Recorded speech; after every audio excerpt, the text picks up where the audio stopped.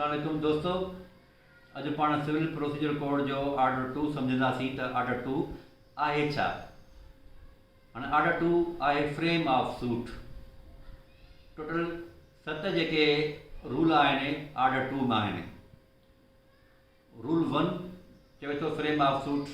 हाणे जॾहिं को प्रैक्टिकेबल को सूट फ्रेम कयो वियो आहे त उहो कोर्ट खे हिकिड़ो जेको आहे त ग्राउंड मुहैया करिणो आहे सूट में त उन ते फाइनल डिसीशन ॾेई सघे।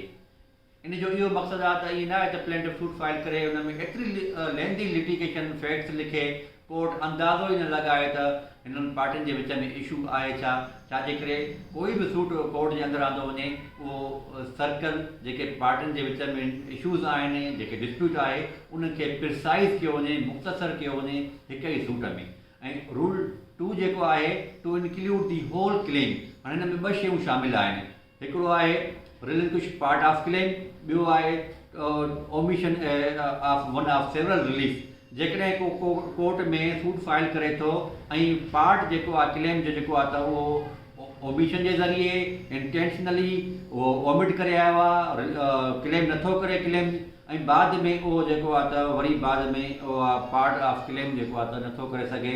छाजे करे हू इंटेंशनली ऐं ओमिशन जे ज़रिए उहो क्लेम न करे सघे उन सूट में।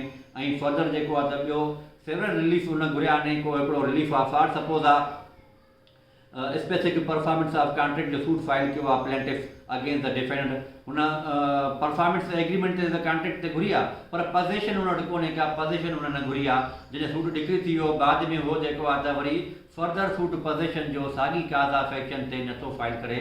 ऑर्डर 2 रूल 2 सब रूल 2 जेको आहे त उनजे मथां पाबंदी मुड़े थो। जेकॾहिं प्लेंटिफ को relief at the time of plaint include न कयो आहे, रिलीफ कोर्ट खां न घुरियो आहे, बाद में उहो रिलीफ नथो घुरी सघे। रूल 3 आहे जॉइंटर ऑफ काज़िस ऑफ एक्शन। हाणे हिकिड़ो डिफेंडेंट आहे सेम सब्जेक्ट मैटर ते मुख़्तलिफ़ काज़ ऑफ एक्शन जेके अराइज़ थी वञे सेम डिफेंडेंट जे ख़िलाफ़ त उहो सभई काज़िस ऑफ एक्शन जॉइंट करे हिक ई सूट में आणे सघे थो। फर्दर जेको आहे त उहो बाद में उहा काज़ ऑफ एक्शन जेका आहे क्लेम आहे उन सूट में इंक्लूड नथो करे सघे। फॉर सपोज़ इन जो एग्ज़ाम्पल इहो आहे ए जेको आहे त उन जेको आहे त लोन वरितो आहे बी खां 5,000 जो जनवरी में, ऐं फेबरवरी में 10,000 वरितो अथसि, ऐं अप्रैल में 30,000 वरितो अथसि बी खां। हाणे बी जेको सूट फाइल कंदो अगेंस्ट द ए त उहो 3 काज़ ऑफ एक्शन आहिनि उहे हिक ई सूट में इंक्लूड करे सघे थो।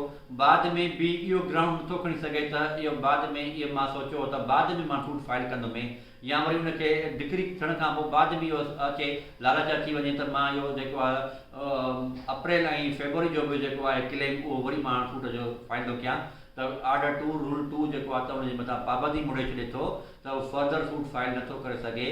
छाजे करे उहो काज़ ऑफ एक्शन जेको आहे त हू ओमिट करे आयो आहे, रिलिंक्विश करे आयो आहे, उहा सेम काज़ ऑफ एक्शन जेको आहे त सूट फर्दर फाइल न थींदो।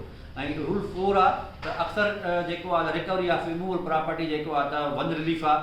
हाणे उन में जेको आहे त मुख़्तलिफ़ रिलीफ बि घुरी सघजनि था रिकवरी ऑफ इमूवल प्रॉपर्टी जी पोज़ेशन में। उहे कहिड़ा कहिड़ा आहिनि? मीन प्रॉफिट आहे रिकवरी ऑफ इमूवल प्रॉपर्टी ते, उहो क्लेम प्लेंटिफ करे सघे थो। डैमेजिस वठी सघे थो रिकवरी ऑफ इमूवल प्रॉपर्टी ते रूल 4 जे मुताबिक़। 5 आहे रूल जेको अप्लाई थींदो आहे एग्जीक्यूटर एडमिनिस्ट्रेटर जे ख़िलाफ़। जेकॾहिं को विल एग्जीक्यूट करे आयो आहे या वरी को डेप्ट वठी आयो आहे ऐं बाद में मरी थो वञे ऐं उनजे जेको आहे पर्सनल कैपेसिटी ते जेको आहे त रूल 5 जेको आहे त बैन थो थिए त उनजी पर्सनल कैपेसिटी में तव्हां नथा प्लेंटिफ जेको आहे त क्लेम करे सघे। जेके उनजे मथां लाइबिलिटी आहे जेका उहो छॾे वियो आहे उनजे मथां सूट फाइल थी सघे थो। रूल 6 जेको आहे त power of court order the separate trial. जॾहिं मुख़्तलिफ़ काज़िस ऑफ एक्शन ते सूट हिकिड़ो फाइल थियो आहे ऐं कोर्ट खे मुख़्तलिफ़ काज़िस ऑफ एक्शन ते ट्रायल हलाइण में दुश्वारी थिए थी, रूल 6 जे मुताबिक़ कोर्ट सेपरेट ट्रायल जो ऑर्डर पास करे सघे थी। रूल 7 आहे objection two miss jointer.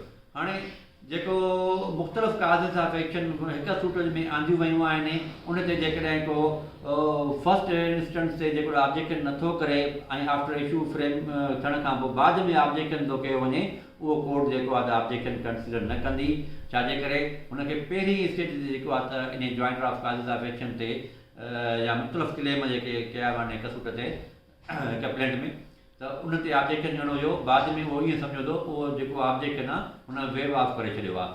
Order 2 जो सिंपल मक़सदु इहो आहे त बार टू फर्दर सूट आहे। छाजे करे जेकॾहिं को सूट फ्रेम कयो वियो आहे ऐं को पार्ट ऑफ क्लेम ओमिशन जे ज़रिए या इंटेंशनली रिलिंक्विश कयो वियो आहे, फर्दर जेको आहे त उन ते हाणे सेक्शन जेको आहे 12 सेक्शन 12 ऐं रूल 1 जेको अप्लाई थींदो आहे ऑर्डर 2 ते। सिविल प्रोसीजर जो सेक्शन जेको आहे 12 ऐं रूल 1 बार टू फर्दर सूट कनेक्ट करे थो ऑर्डर 2 रूल 2 सां। त जेको बि पाण ऑर्डर 2 रूल 2 CPC